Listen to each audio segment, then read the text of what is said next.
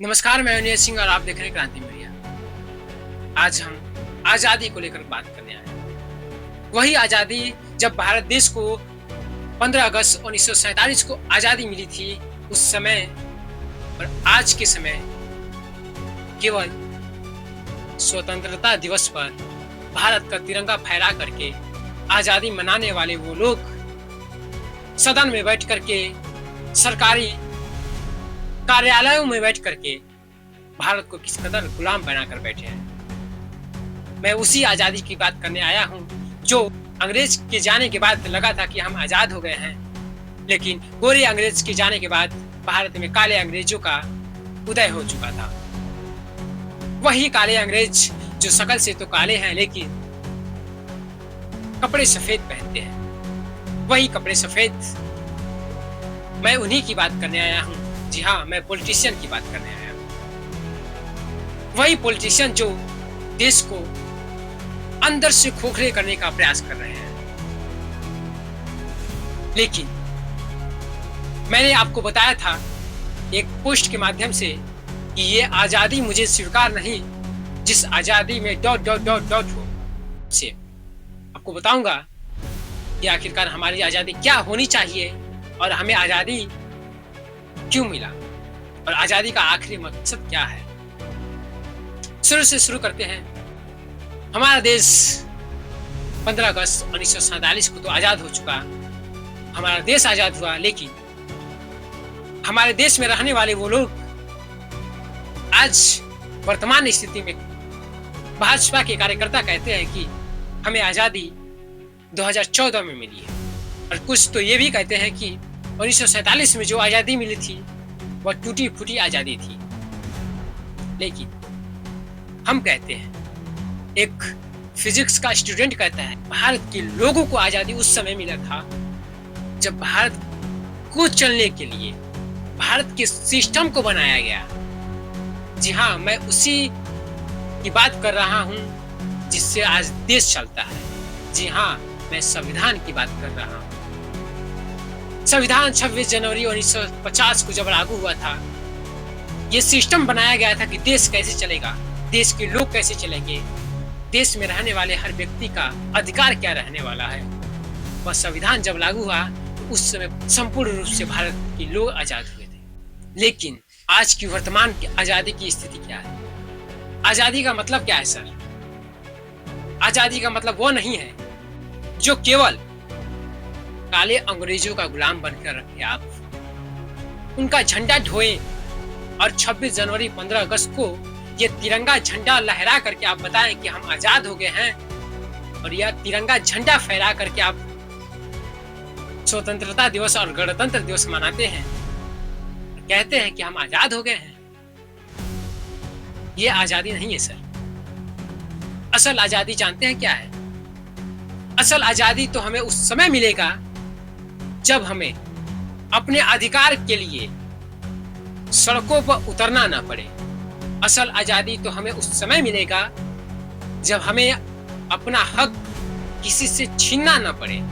असल आजादी तो हमें तब मिलेगा जब इंसान के साथ जानवरों को भी आजादी मिलेगा। असल आजादी तो तब मिलेगा जब भारत के पेड़ पौधे को भी आजादी मिले। आजादी तो हमें तब मिलेगा जब भारत के हर एक व्यक्ति का, भारत की हर एक संपत्ति पर उसका समान अधिकार हो। लेकिन आज की वर्तमान आजादी जानते हैं क्या सर? आज की वर्तमान आजादी एक आजादी नहीं, गुलामी से भी बदतर गुलामी का प्रतीक बना हुआ है। इसका उदाहरण साफ तौर से देखा जा सकता है कि जब स्टूडेंट अपने हक की लड़ाई लड़ने के लिए सड़क पर उतरते हैं तो उनको लाठी डंडे से खदेड़ दिया जाता है। इस देश में जब एसएससी के खिलाफ टीचर दिल्ली में आंदोलन करते हैं तो उनको भी खदेड़ दिया जाता है। इस देश में पेड़ बचाओ को लेकर के आंदोलन किया जाता है तो उस समय भी प्रशासन द्वारा उनको खदेड़ दिया जाता है। इस देश में अगर कोई सच बोल रहा है तो उसके ऊपर ईडी इनकम का छापा पड़ जाता है। इस देश में यदि कोई कितना बड़ा क्राइम किया हो उसको अच्छी प्लेटफॉर्म मिल जाती है। हमें इससे आजादी चाहिए। और मैं इसलिए आपको बता रहा हूँ कि वर्तमान स्थिति में क्या स्थिति हो चुकी है देश की आजादी की। देश की चौथी स्तंभ कहे जाने वाली मीडिया का आज भारत में किस कदर चारों तरफ गोदी मीडिया फैला हुआ है। जानते हैं क्यों हो रहा है? इसलिए हो रहा है क्योंकि देश में डेटा प्रोटेक्शन एक्ट लाया जा रहा है। जी हाँ, आपने नाम नहीं सुना होगा शायद। ये डेटा प्रोटेक्शन एक्ट इसलिए लाया जा रहा है क्योंकि अगर कोई खोजी पत्रकारिता यानी कि कोई पत्रकार किसी भी आरोपी को, किसी भी आतंकवादी को, जो नेता हैं भ्रष्टाचार किए हैं, उनके खिलाफ यदि छानबीन करके, खोज परीक्षण करके उसके बारे में खबर चलाता है, जैसे कि सूत्रों के हवाले से ये खबर आया हुआ, इस कदर यदि कोई खबर चलाता है तो उसके ऊपर सैकड़ों हजार करोड़ की पेनाल्टी लग सकती है। आपने सही सुना, सैकड़ों हजार करोड़ की उसके ऊपर जुर्माना लगाया जा सकता है। तो बताइए। दूसरा डेटा प्रोटेक्शन एक्ट लाए हैं, ये तो और भी खतरनाक है, क्योंकि इसमें ये लिखा है कि अगर आपने खोज करके, खोजी पत्रकारिता करके आपने किसी भ्रष्टाचार का पता लगा लिया, उसको भी अगर आप उजागर करेंगे तो उसको भी इस एक्ट का वायलेशन माना जा सकता है और सैकड़ों करोड़ का पेनल्टी लगाई जा सकती है। तो ये खोजी पत्रकारों को का मुंह बंद करने के लिए ये कानून लाया गया है कि जिससे वो भ्रष्टाचार को उजागर ही ना करें, चाहे उनको अपनी खोज से ये पता लगा हो। जिस देश में जो छोटे पत्रकार हैं या बड़े भी इंटरनेशनल पत्रकार हैं, जो बड़े बड़े स्टाफ रखे हैं, बहुत सारे ग्राउंड रिपोर्टर रखे हैं, उनके ऊपर यदि, उस चैनल के ऊपर यदि कई सौ करोड़ों का पेनाल्टी लग जाए तो वो अपने स्टाफ को संभालेंगे या फिर अपने कंपनी को संभालेंगे या फिर किसको संभालेंगे? तो उससे अच्छा है कि गोदी मीडिया बन जाए, सरकार के पक्ष में खबर चलाने लगे। ये सब कानून है। हमें इस चीज से आजादी चाहिए, हमें उस चीज से आजादी चाहिए।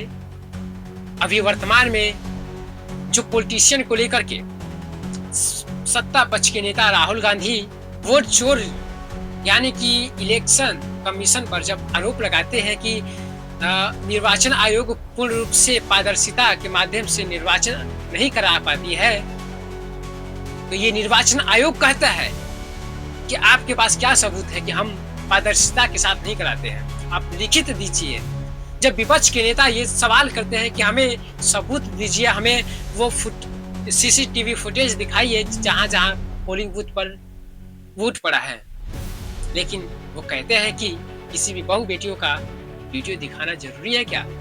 क्या वो प्राइवेट वीडियो था जो निर्वाचन आयोग नहीं दिखा रहा है? छोड़िए, ये तो अलग बात है, लेकिन सत्ता के आड़ में देश में दंगे फैलाना, जाति धर्म करना, ये वर्तमान स्थिति में इतना बेकाबू हो चुका है। अभी वर्तमान में जो वोटर वेरिफिकेशन को लेकर के, SIR पर लेकर के विपक्ष के नेता जब धरना प्रदर्शन दे रहे हैं, तो यूपी के एक जिले में जहां पे एक मस्जिद था, वहां पर ये लोग धर्म के ठेकेदारों ने भगवा रंग फैला करके वहां पर चढ़ करके देश में असल मुद्दे को गुमराह करने का प्रयास किया। हमें इस चीज से आजादी चाहिए, हमें लोगों को सड़क पर उतरने की आजादी चाहिए। चाहे वो अभी वर्तमान में दिल्ली में क्या चल रहा है, डॉग प्रोटेस्ट यानी कि कुत्तों को बचाने का प्रोटेस्ट। दिल्ली सरकार वर्तमान में जब सरकार में नहीं थी तो ये वादा की थी कि जहां झुक्की है वही मकान होगा, लेकिन आज की वर्तमान स्थिति क्या है सर? आप देख सकते हैं कि जहां झुक्की है वही मैदान है। तो इस चीज से हमें आजादी चाहिए, हमें झूठेपन से आजादी चाहिए। क्या यदि कोई आरोपी झूठा केस लिखवाता है तो उसके ऊपर मुकदमे हो जाते हैं, झूठे केस, झूठे बयान देने के खिलाफ मुकदमे होते हैं। क्या नेताओं के खिलाफ मुकदमे नहीं होना चाहिए? नेता दिन भर सदन में बैठ करके, चुनाव में बैठ करके, चुनाव रैलियों में जा करके दिन भर झूठ पे झूठ बोले जा रहा है, उस पर लगाम लगना चाहिए कि नहीं? क्या उस व्यक्ति के ऊपर भी, जो व्यक्ति एक फोन से टोल प्लाजा फ्री करवा देता है, एक फोन से थाने में किसी भी उसके पर्सनल आदमी का केस जाता है तो उसको रद्द करवा देता है, किसी भी सांसद विधायकों का थाना हो प्रखंड में या फिर जिला स्तर पर कोई भी काम उसके आदमी का नहीं रुक पाता है, ऐसा क्यों? इस चीज से हमें आजादी चाहिए। हमें हर एक व्यक्ति के लिए एक ऐसा व्यवस्था, एक ऐसा मंच होना चाहिए जहां से उस हर एक आदमी का आवाज सुना जाए। स्टूडेंट प्रोटेस्ट करते हैं तो उनको सुनने के लिए क्या जो राज्य के सीएम है वो नहीं आ सकते हैं? क्या सीएम आवास के इर्द गिर्द घूमना या प्रतिबंधित क्षेत्र है? इस चीज से हमें आजादी चाहिए। मैं कहता हूं कि देश आजाद तो हो चुका है, लेकिन देश के लोग आजाद नहीं हुए हैं। देश के लोगों को आजादी इन सफेद रंग के कपड़ों में काले रंग के अंग्रेजों से आजादी चाहिए। वह आजादी ही क्या जिस देश में न स्टूडेंट प्रोटेस्ट कर सकता है, न कोई टीचर प्रोटेस्ट कर सकता है, न इस देश के आम आदमी सड़क पर उतर करके अपनी आवाज को बुलंद कर सकता है। हमें इस चीज से आजादी चाहिए। हमें गोरे अंग्रेज चले गए, गोरे अंग्रेजों से कोई शिकायत नहीं थी, हमें काले अंग्रेजों से आजादी चाहिए। हम सबको आजादी चाहिए। हमारा सिस्टम खराब हो चुका है, सिस्टम से आजादी चाहिए। एक नॉर्मल व्यक्ति कोर्ट कचहरी में जाता है तो उसकी जीवन व्यर्थ हो जाती है, एक वो साबित करने के लिए कि वो सही है। हमें हर उस चीज से आजादी चाहिए जो हमें चाहिए। हमें देश आजाद हो चुका है, लेकिन सिस्टम से आजादी चाहिए, जो सिस्टम को अभी वर्तमान स्थिति में सिस्टम को बर्बाद किया जा रहा है। हमें उस चीज से आजादी चाहिए। लेकिन हम फिर मिलेंगे बहुत जल्द किसी अच्छे खबर को लेकर।